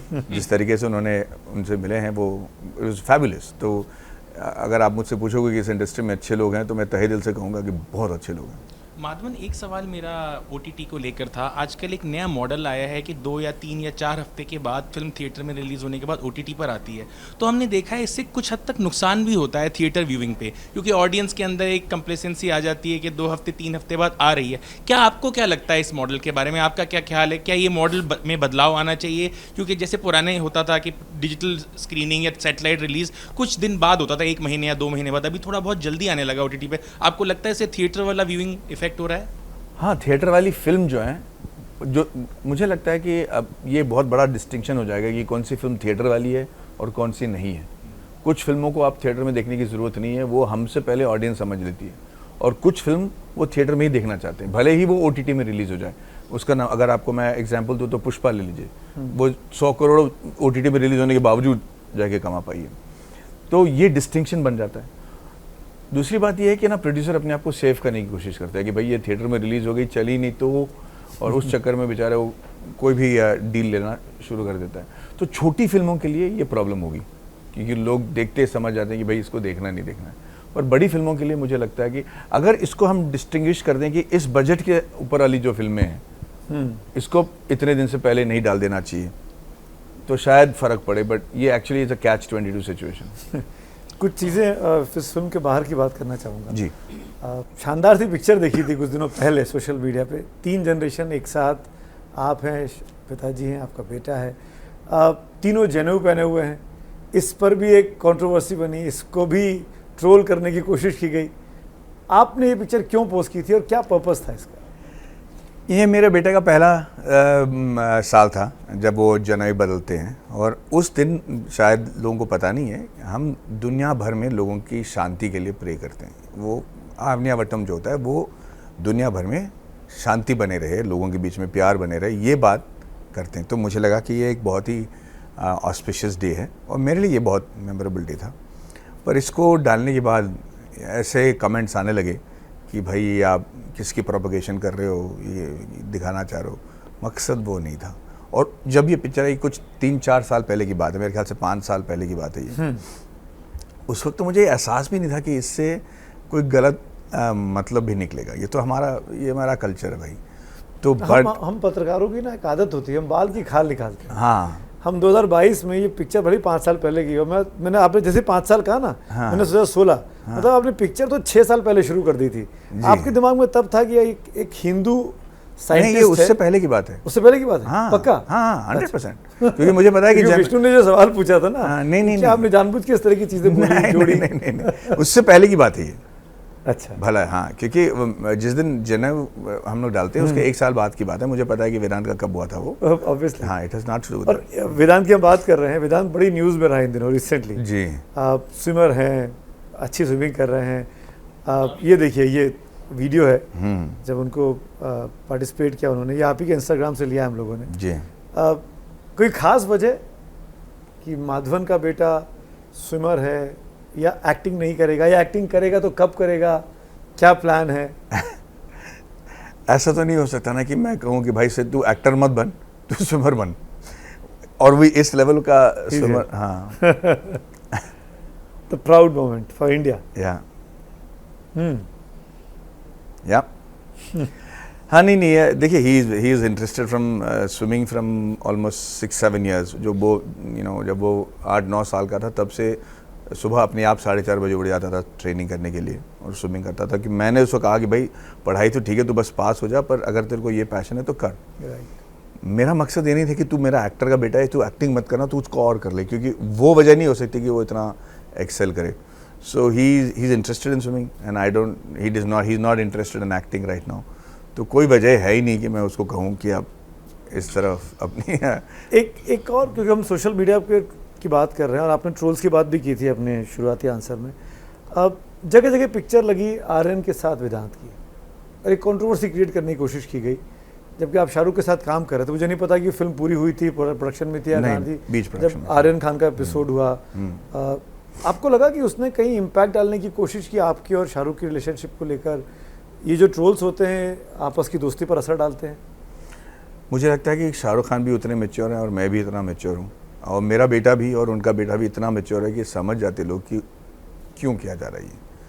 क्योंकि मुझे बड़ा दुख हुआ, मुझे लगा कि ये क्या कर रहे हैं। ना ही आर्यन खान और वेदांत के एज ग्रुप मैच होता है, ना ही इससे किसी को कुछ लेना देना है। पर एक चीज़ मैंने रियलाइज़ किया सुमित जी की, कॉल भी सुमित, हाँ, बिहार से हूँ तो एनीवे, तो 1.7% लोग जो है ना, उससे कम लोग ट्विटर पे हमारे देश के जो आवाम है, उससे 1.7% से भी कम। पर हमारा दुनिया इस ट्रोल को लेकर और सोशल मीडिया में जो बातें की जा रही है, इसको लेकर इतना घूमता है कि लोग खुदकुशी तक उतर आते हैं। तो हमने रियलाइज़ किया कि अभी ज़िंदगी जियो भाई। अगर कभी कभी मैं वेदांत को खास करके समझाना चाहता हूँ, और पूरी कोशिश की, क्योंकि उस उम्र में ना बड़ा इन्फ्लुएंशियल हो जाते हैं वो लोग। और मैं आपको वजह भी देता हूँ। अब जैसे उन्होंने वो टूर्नामेंट जीता, उनमें गोल्ड और सिल्वर उन्होंने जीता वो डेनमार्क ओपन में, और उनको इतना नाम मिला है, इतना मतलब प्रबल हो गए हैं कि कोई भी लगेगा कि इन्होंने ओलंपिक मेडल जीत लिया है, जो कि सही नहीं है। ये एक छोटा सा कंपटीशन है जहाँ पे 3-4 लोग देश पार्टिसिपेट कर रहे थे, जिसमें इसको गोल्ड मिला। और इससे भी पता, वेदांत को भी पता और मुझे भी पता है कि मेरे स्टार होने की वजह से उसको इतना नाम मिल रहा है। और भाई साहब जाके कुछ स्पीच भी दे के आ गए और इंटरव्यू भी दे दिया, तो लोग पसंद करने लगे।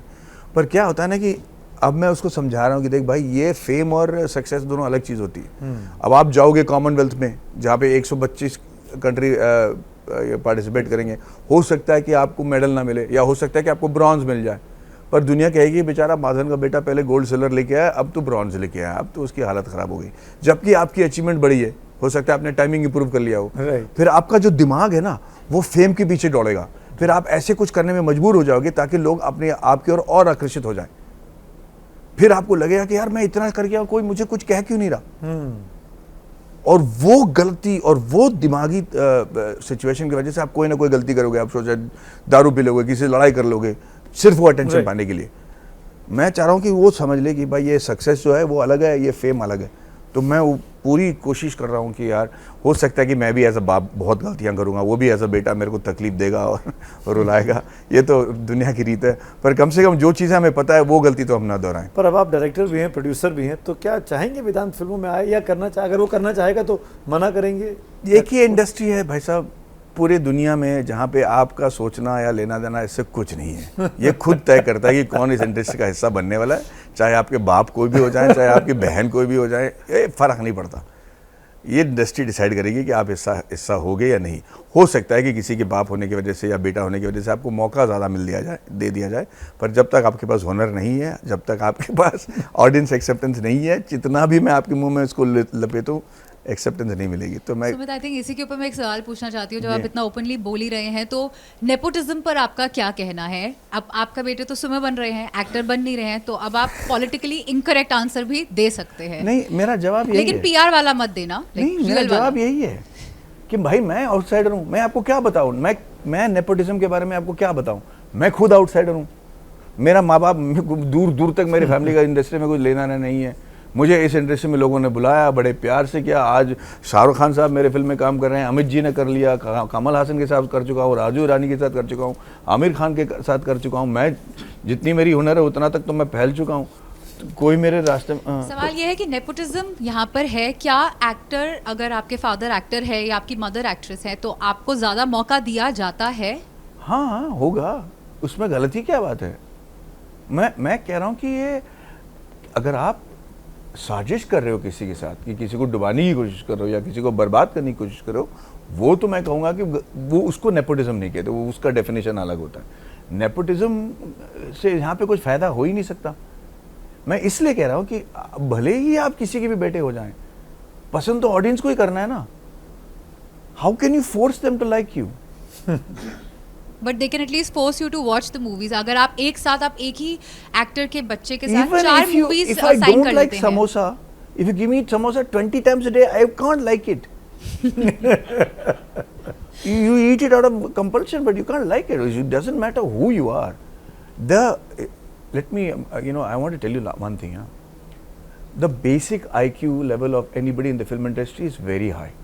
इवन द जूनियर आर्टिस्ट ना, जिस औरत को ना इस इंडस्ट्री में हमेशा काम चाहिए, वो जूनियर आर्टिस्ट से बेचारी पीछे में मुड़ रही है ना, उसको भी ना इतना मनोवर करना पड़ता है अपने लाइफ को कि भाई एजेंट को भी खुश रखना पड़ता है, प्रोड्यूसर को भी खुश रखना पड़ता है, कॉम्प्रोमाइज़ भी नहीं करना है, पर पैसे टाइम पे लेना है। इनकी जो मिनिमम IQ लेवल है ना, ये बहुत शार्प है। इस इंडस्ट्री में सर्वाइव करने के लिए आप आम आदमी बन ही नहीं सकते, ये इसकी खासियत है। और इस इंडस्ट्री में अगर आपको लोगों का प्यार चाहिए, तो भाई आप समझ लो कि आप बहुत हाई लेवल के IQ, और वो जब तक आपके पास नहीं है, they will not. Why would I go to watch? I'll give you an example, sir ji, and which is what we have done in this film also. आजकल हर एक बंदे के पास 8 पैक है यार। हर एक आप हीरोइन दिख रही हैं, आप हीरोइन दिख रही हैं, मतलब एवरीबडी गेट्स अ कॉम्प्लेक्स कि आप किसको हीरोइन समझें। ठीक है, तो इसमें ऐसी क्या बात है कि हम इनको थिएटर में देखने आ जाएं? क्यों मैं खर्च करूँ 450 रुपए इनको थिएटर में देखने के लिए? I have to be aspirational ना, there has to be something about me कि आम आदमी को लगे कि नहीं भाई इसको देखना पड़ेगा स्क्रीन में। And if you don't have that quality, it doesn't matter who you are, how many opportunities you get, how many times आप किसी के मुंह पे थोपो, वो एक्सेप्ट नहीं करेगा यार, नहीं होगा। आपके सिर्फ नाच, हर एक इंसान नाच रहा है आज के दिन। आप किसी शादी में आज के दिन चले जाओ तो बहू ऐसी नाच रही है, मतलब हीरोइन, मतलब यार बाकी लोगों को तो कॉम्प्लेक्स हो जाता है, मेरे को कॉम्प्लेक्स हो जाता है। नहीं, मेरे को तो और ज्यादा ही हो जाता है यार। वैसी डांसिंग से कॉम्प्लेक्स हो जाता है। हाँ, और फिर and then they are so beautiful and they are so graceful and they are dancing. So how do I make myself screen worthy for them. And then so you join television, you do something else. But cinema screen में अगर आपको accept होना है तो माधवन, एक सवाल मेरा है आपसे। जी सॉरी। इस फिल्म के बहुत सारे रिव्यूज़ में ये बातें निकल के आई कि ऐसा नहीं लगता कि ये किसी डायरेक्टर ने पहली बार कोई फिल्म बनाई है, ऐसा लगता है कि माधवन इससे पहले बहुत कुछ बना चुके हैं। तो क्या अब हम ये उम्मीद करें कि हमें माधवन द एक्टर से ज़्यादा माधवन द डायरेक्टर बार बार नजर आएगा? भाई साहब, उम्र होती जा रही है मेरी और मैं चाह रहा हूँ कि मैं जितने किरदार निभाऊँ वो कर लूँ, क्योंकि डायरेक्टर का जो टर्न अराउंड टाइम होता है ना वो ज़्यादा होता है यार। एक पिक्चर में 1 साल लग जाता है, 2 साल लग जाते हैं, एक्टर के लिए 3-4 महीने की बात है। तो आप कुछ बना रहे हैं लेकिन बताना नहीं चाह रहे? नहीं, मैं डायरेक्ट नहीं कर रहा हूँ अभी, मैं डायरेक्ट नहीं कर रहा हूँ क्योंकि आई रियली फील कि मेरे पास वो क्वालिफिकेशन नहीं है। ये तो जुनून में आके हमने कर दिया था। अगर मैं जूरी हूँ हाँ नेशनल फिल्म अवार्ड्स का और मैं आप ही से पूछूं कि आपको एक अवार्ड मिलेगा बेस्ट एक्टर का या बेस्ट डायरेक्टर का इस फिल्म के लिए, तो आप क्या चूज करते हैं? Good question. बेस्ट एक्टर का। बेस्ट एक्टर, क्योंकि ये कहानी ऑलरेडी लिखी गई थी साहब, ये मुझे ना लिखना नहीं पड़ा। ये कहानी को डायरेक्ट करने के लिए मुझे सिर्फ असलियत ले आना था, जो मेरा सौभाग्य रहा है कि मैं बड़े बड़े डायरेक्टर के साथ काम कर चुका हूँ। तो मैं जानता हूँ कि एक्टर्स को कैसे हैंडल किया जाए। तो बट एज एन एक्टर जो मैंने किया असल में I am very happy about that. Last बड़े सारे हैवी सवाल हुए। हाँ जी। बट हम माधवन को जो जानते हैं, जो सुनते हैं, तो चामर अच्छा बचपन से। एक बात ईमानदारी से बताइएगा कि प्रपोजल सी हॉक के टाइम पे ज्यादा मिलते थे, अब मिलते हैं?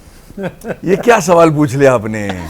नहीं, ये सवाल मुझसे बहुत सारी लड़कियां पूछ चुकी। नहीं, अभी माधवन डी से जब कपल मिलो के तो बाद ये मेरी पूछना। पत्नी ने वो बाकायदा कहा कि यार ये अब जो है असल फॉर्म में यहाँ दिख रहे हैं। मतलब मैं बताऊं कि मेरी जो एक बेस्ट फ्रेंड है वो ऑस्ट्रेलिया में रहती है। हाँ मतलब वो उसकी एक ही डिमांड थी मेरे से कि व्हेन यू मीट मैडी बस मेरी वीडियो कॉल करवा देना, इसके अलावा मुझे जिंदगी में तुझसे कुछ नहीं चाहिए। क्या बात है। तो बट प्रपोजल्स वाली बात रह गई। ये मैं अमेज्ड हूँ कि आपने ये सवाल पूछा। यार जब 40 मैंने टच किया ना तो ऐसा लगा जिसी ने कोई चाबी मोड़ दिया वो लाइफ में। मतलब ऐसे प्रपोजल्स आने लगे मुझे कि वो कह रही थी कि उनको फर्क ही नहीं पड़ता कि मेरी शादी हो चुकी है, मेरा बेटा है। नहीं पड़ता, नहीं। बस आपको क्या लेना देना उससे, मुझसे कह रही हैं। और मैं मतलब मेरी बीवी कह रही है सफेद दाढ़ी के साथ घुमा करो यार, और मैं कर भी रहा हूँ। इसीलिए आज भी सफेद है। सर एक छोटी सी बात पूछनी है मुझे। मैडी, मुझे बस आपसे एक चीज़ जानना है कि पिता पुत्र के रिलेशन पे आपने अभी लंबी बात की। आपके मम्मी पापा इंजीनियर बनाना चाह रहे थे, आप एक्टर बन गए, अपने रास्ते आपने चुने। तो माधव शास्त्री से लेके जो अभी नमी नारायण सर वाला आपने किरदार किया, वहाँ तक नहीं जाऊँगा, डी कपल तक जाऊँगा। हम मैडी को अगर जज करना चाहें तो इनके सारे कैरेक्टर्स में आप कौन सा कैरेक्टर आपका है, मतलब जो रियल लाइफ से आपसे टच करता है? Madhav Shastri for sure. और शायद यही वजह है कि हमारे उम्र के लोग आपके, मतलब इसको अदरवाइज नहीं लिया जाए तो जो भी हिंदी पट्टी के बच्चे थे, माधव शास्त्री जिस तरह से दिखता है, कॉमन लड़का सा एकदम, तो सब उससे ज़्यादा रिलेट करते थे बजाय सैफ अली खान के कि वो एक आउटसोर्स किया हुआ एक्टर लगता है कि वो किसी दूसरे लोग के लोग हैं। ये मैं कुछ नहीं कहूँगा अभी। नहीं मतलब माधव शास्त्री आपका, आपको हम चुनना चाहें तो माधव शास्त्री आपके लिए। माधव शास्त्री जो असल थोड़ा में बहुत आर्या बन चुका है। Thank you. मैं सब लोग लास्ट अपने में आ गया हूँ, उनको जाना है। कोई नहीं, ले अच्छा चलिए। चलिए, अब एक और चीज़ बस मैं पूछना चाहती हूँ। रिव्यूज़ के बारे में किसी ने बात नहीं करी है। जब मूवी आपकी रिलीज़ हो जाती है, आप बैठकर पूरे रिव्यूज़ देखते हैं, कितना आप पे उसका असर पड़ता है? जी हाँ, सारे के सारे रिव्यूज़ पढ़ता हूँ मैं, और मैं देखता हूँ कि रिव्यू लिखने की वजह क्या है। एक अंग्रेजी में सेइंग कि लुक बियॉन्ड द ऑब्वियस। और कुछ चीज़ें होती हैं जिनका एक डेस्परेट क्राई होता है कि भाई मैंने रिव्यू लिखी है, पढ़ ले यार, वो वाली बात होती है। तो उसको देखता हूँ और मुझे समझ में आ जाता है कि इनकी नीयत क्या है, और उससे ज़्यादा असर मुझे होता नहीं है। और वो खास करके नेगेटिव रिव्यूज़ होते हैं जो मतलब इतनी 3 इडियट्स को भी उन्होंने 1 स्टार दिया था एक ज़माने में। तो ऐसे लोग होते हैं जो बेचारे डीमोटिवेट होते हैं आप? बिल्कुल नहीं, बिल्कुल। अगर हमको पता चल जाए कि वजह क्या है ना कि ये रिव्यू लिखने का, और ठीक उसी तरह कोई रिव्यूज़ होते हैं जो कम स्टार्स देते हैं और हमारी निंदा करते हैं, पर उसमें बहुत वजूद होती है और उनको मैं तहे दिल से धन्यवाद कहता हूँ, उनको मैसेज करके बोल भी देता हूँ कि यार तूने सही बोला, मेरे को ये नज़र ही नहीं आया था। एंड उसकी वजह से मैं आज 20 साल से इस इंडस्ट्री में हूँ, not because of the good reviews, because of the bad reviews. ज़्यादा खुशी कब होती है, जब बॉक्स ऑफिस कलेक्शन आता है या मूवी की तारीफ की जाती है? Without a doubt box office collection है। तारीफ तो आती जाती रहेगी, पैसा जो है। मैं आखिर में आ गया हूँ। लास्ट में हम लोग माधवन रैपिड फायर राउंड खेलते हैं। अच्छा, आपके पास 2 विकल्प होंगे, 2 ऑप्शंस होंगे, आपको जी। एक चूज करना है और कई बार ऐसा होगा कि आपको आंसर देना होगा, लेकिन आप एक ही नाम ले सकते हैं। तो with your permission I am starting this. जी, जी। आज जब आप दोनों नावों की सवारी कर चुके हैं, एक्टर और डायरेक्टर, तो मेरा बड़ा सिंपल सा सवाल है जो पूछा गया कि आप आगे क्या करना चाहेंगे, एक्टिंग या डायरेक्शन? एक्टिंग। आपने फिल्मों में काम किया, आप OTT पे दिखाई दिए, टीवी में थे, सीरियल्स पे थे, पहली पसंद क्या है, बड़ा पर्दा है छोटा पर्दा? Films, without doubt. मतलब कोई झिझक ही नहीं है उस बात में। तब क्या आपको छोटे पर्दे ने बनाया? बनाया होगा, मतलब मैं there is a limit what you can be grateful to, but it's brought me to the large screen. एक ऐसा रोल जो माधवन को अब लगता है कि नहीं करना चाहिए था? मुझे लगा था कि डीकपल्ड वाला जो रोल है आर्या, रिलीज़ होने से पहले मुझे नहीं करना था क्योंकि कुछ ज़्यादा ही शॉकिंग था वो, और मैंने और मेरी बीवी ने तय कर लिया था कि ये बहुत बड़ा डिज़ास्टर है, तुमने पैसों के लिए किया ये रॉकेटरी रिलीज़ करने के लिए, तो चुपचाप जो है निकल जाओ पतली गली से, इसके बारे में जिक्र ही मत करना। पर इट वॉज वो बाद में मैंने रियलाइज़ किया कि it is actually very close to my heart. तो अगर उस वक्त आप पूछे तो मैं यकीनन कह सकता था कि I should have done Arya, but now I am not so sure. अब एक ऐसी गलती जिसका आपको जीवन भर अफसोस है, अगर आप शेयर करना चाहें कि ये नहीं करना चाहिए था मुझे। भाई साहब, जीवन भर अफसोस करने वाली बात, मैं सोच रहा हूँ कि इसका क्या जवाब दूँ। ऐसी कोई बात है नहीं कि जीवन भर तक मुझे ये अफसोस रहेगा। मतलब मैं आपकी शायद हेल्प कर दूँ। बोलिए।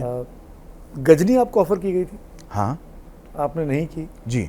अफसोस है? बिल्कुल, जीवन भर का अफसोस तो बिल्कुल ही नहीं। Okay. पर उस वक्त का भी अफसोस नहीं है, क्योंकि जब गजनी मुझे बताई गई थी ना, उस वक्त उन्होंने मुझे सिर्फ सेकंड हाफ बताया, और आज भी मैं मेंटेन करता हूँ कि फिल्म हिट हुई because of the first half which is a romantic story, और सेकंड हाफ में मतलब उसका माइंड नहीं है और 2 विलन है, वो सब तो जो मैंने तमिल में सुनी थी ना, उस वक्त एक ही विलन के 2 हम शक्ल थे, तो वो तब not at all able to digest it. I think it work because of Surya and Asin's romance. Right. एक ऐसी हीरोइन जिसके साथ आप आज भी काम करना चाहते हैं, प्रेजेंट टाइम्स की? प्रेजेंट टाइम की? मधुबाला पे मत जाइए। नहीं, हाँ।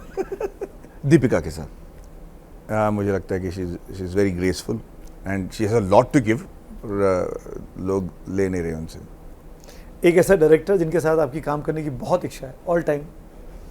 Clint Eastwood. इंडियन बोलना पड़ेगा तो मैं बताऊंगा, पर इंडियन में तो सबके साथ मैं काम कर चुका हूँ। I don't think may be as a Madhav Shastri I would love to do a film with Sanjay Leela Bhansali to see कि ये दिखता कैसा है उस लुक में, बट उसके अलावा I don't think there is anybody else. Last सवाल, व्हाट नेक्स्ट आफ्टर रॉकेटरी? अब क्या करने वाले हैं? 2 महीने के लिए सोऊंगा, सोया नहीं हूँ मैं।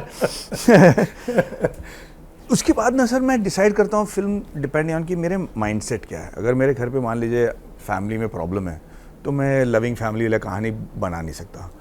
जिस यू नो, तो माई मानसिक जो स्टेट में रहता हूँ उससे रिलेट करना चाहिए। तो I was actually in the state of Arya when I did Arya, so I have to do a film that appeals to me, और उस टाइप की कहानी। बिकॉज आज तो सबको ये क्लियर हो गया कि भाई कंटेंट अगर नहीं है तो तू गया काम से।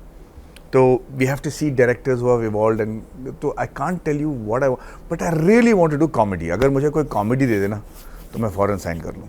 शायद कोई देख रहा हो। हाँ प्लीज़ प्लीज़ कॉमेडी फिल्म दे दो मुझे। कभी पॉलिटिक्स में आएंगे, मन है? नहीं साहब, मुझे नहीं लगता कि मेरे में वो गुण है या फितरत है कि मैं एक पॉलिटिकल लीडर बन सकूं।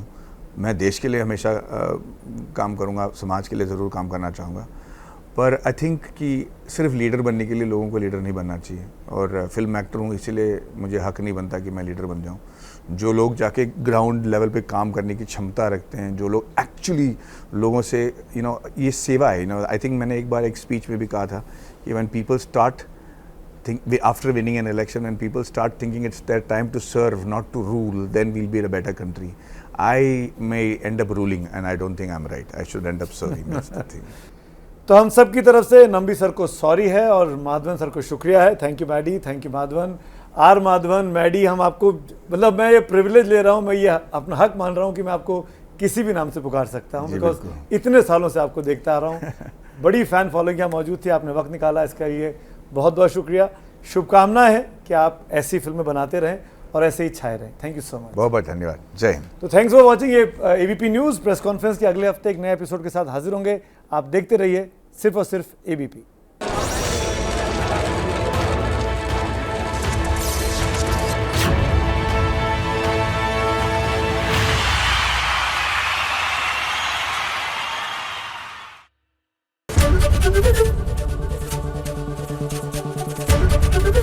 एबीपी न्यूज़ आपको रखे आगे।